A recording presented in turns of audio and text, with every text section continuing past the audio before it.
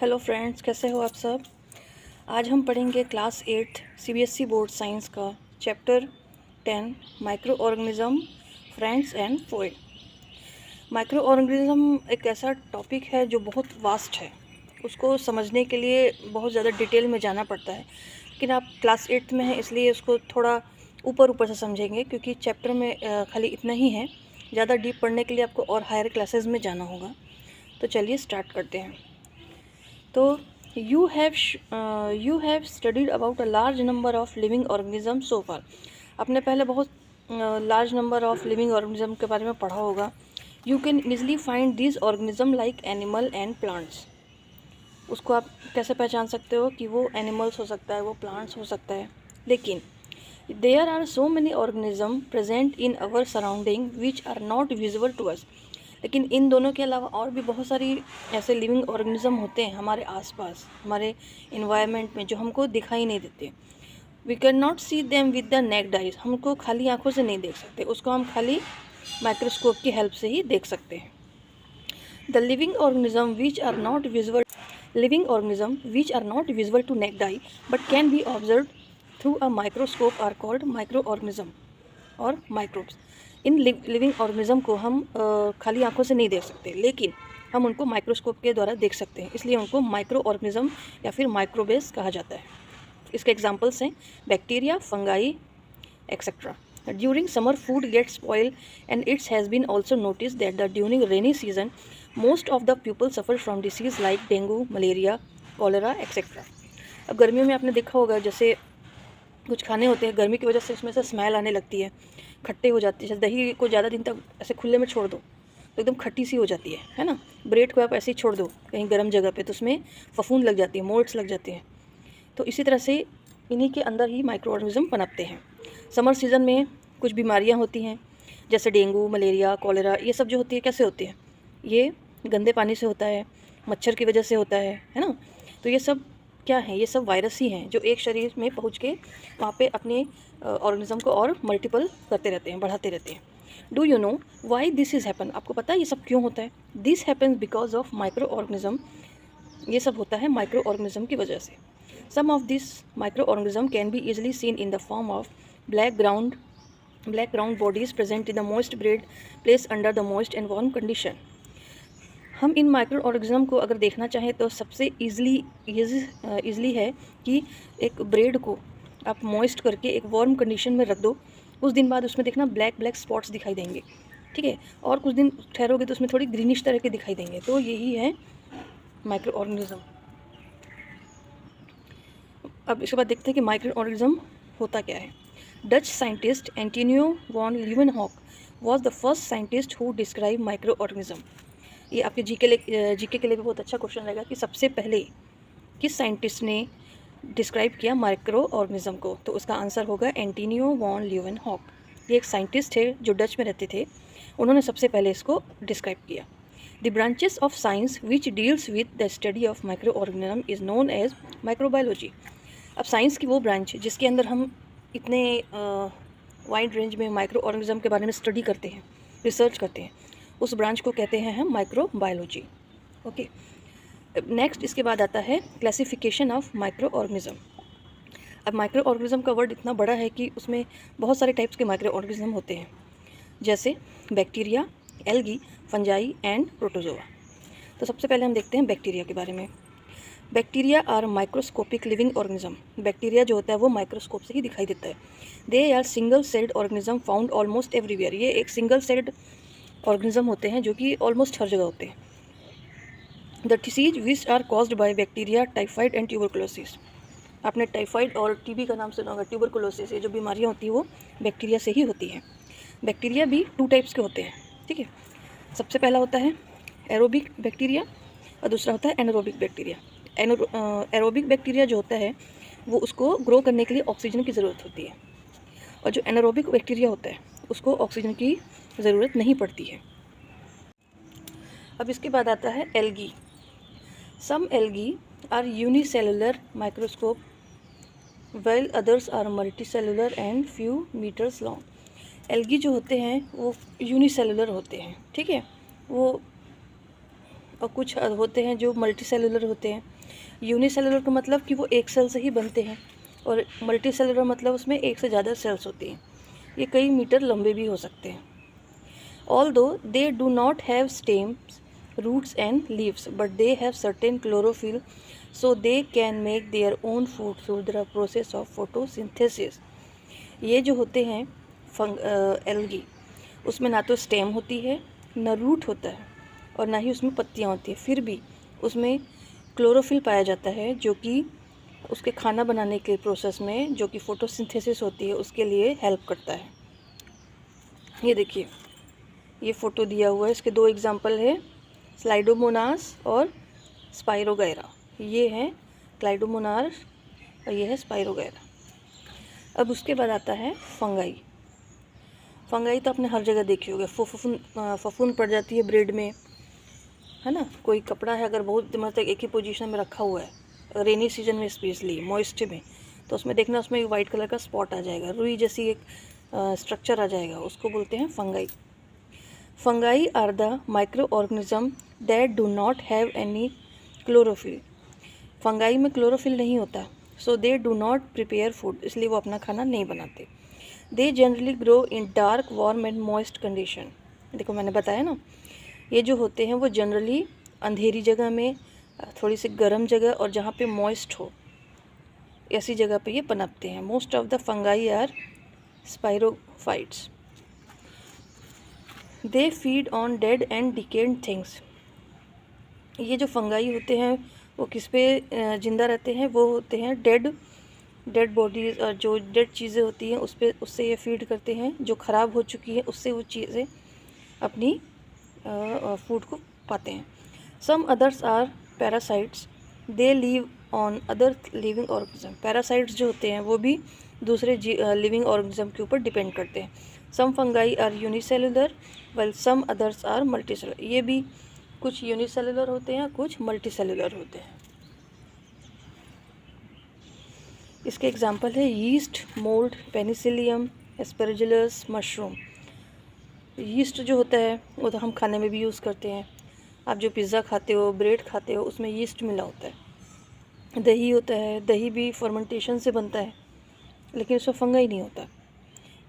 ठीक है, अब इसके बाद आता है protozoa. Protozoa means the first animal. Protozoa का मीन मतलब क्या होता है, पहला एनिमल, मतलब first animal. Generally they are found in ponds, lake, river, sea and dump soil. Protozoa जो होता है कहाँ कहाँ मिलता है, वो हमको पॉन्ड में मिलेगा, तालाब में मिलेगा, झील में मिलेगा, नदियों में मिलेगा, समुद्र में मिल जाएगा, या जो ख़राब मिट्टी होती है उसमें मिलेगा। ये यूनिसेलुलर और माइक्रो ऑर्गेनिज्म है। Most of the protozoa are heterotrophs. As euglena contains chlorophyll. Euglena protozoa जो होता है उसमें क्लोरोफिल होता है।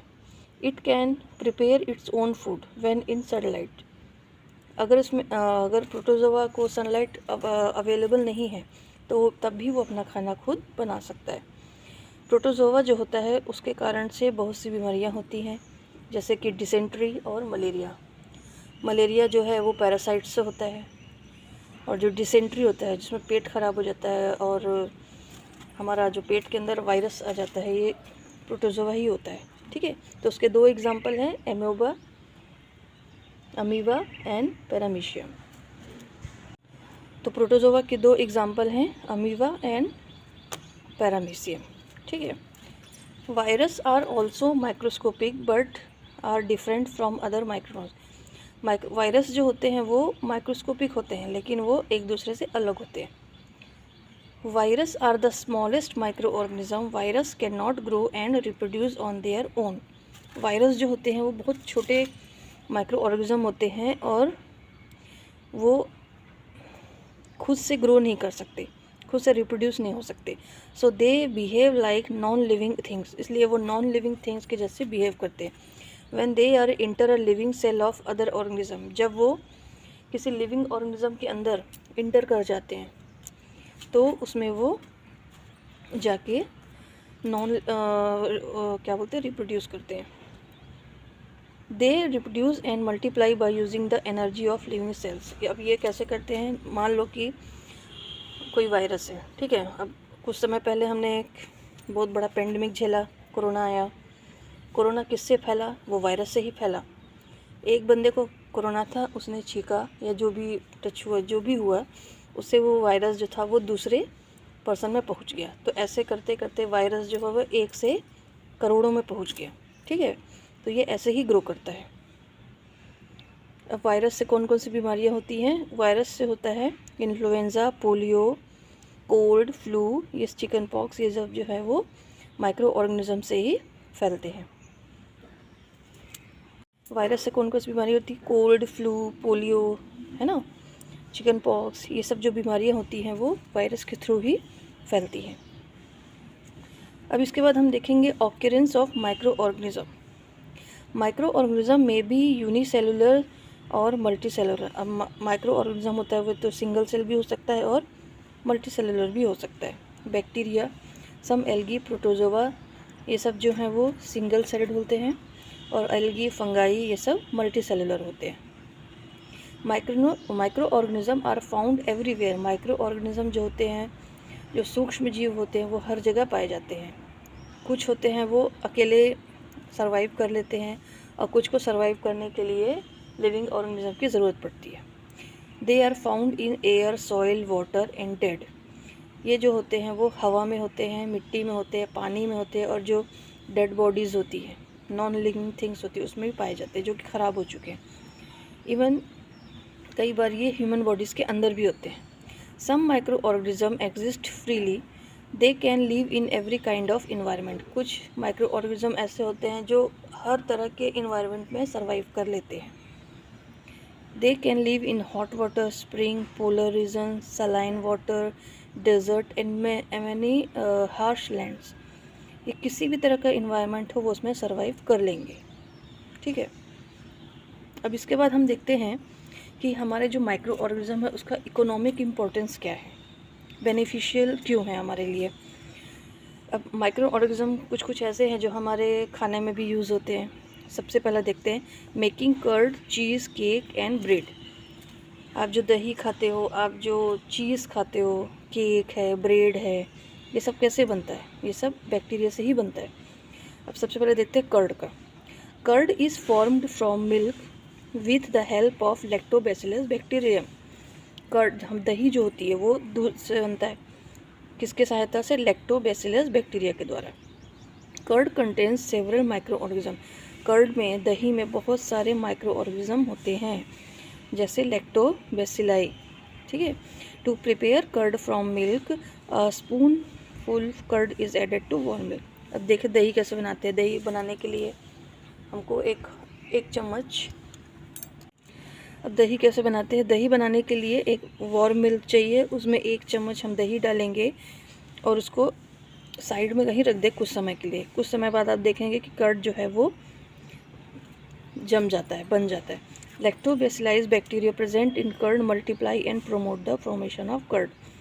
ये प्रोसेस कैसे होता है? मिल्क में जब कर्ड को मिलाते हैं तो उसमें जो लैक्टोबैसिलस बैक्टीरिया होता है वो मल्टीपल होता रहता है, और ऐसे कर कर के वो दूध को जमा देता है और दही बन जाता है। Milk contains a sugar called lactose. Milk जो होता है वो, उसमें एक शुगर होती है जिसको बोलते हैं lactose. Lactobacilli present in the curd called the lactose sugar present in the milk. ठीक है, अब कर्ड में जो लैक्टोबैसिलस होता है वो मिल्क की शुगर लैक्टोज से मिल के लैक्टिक एसिड बना देता है। The lactic acid creates the acidic medium. अब लैक्टिक एसिड जो है वो एक एसिडिक मीडियम बना देता है जो कि कर्ड के फॉर्मेशन के लिए ज़रूरी है। इसलिए curd is formed from milk. Curd is important ingredient.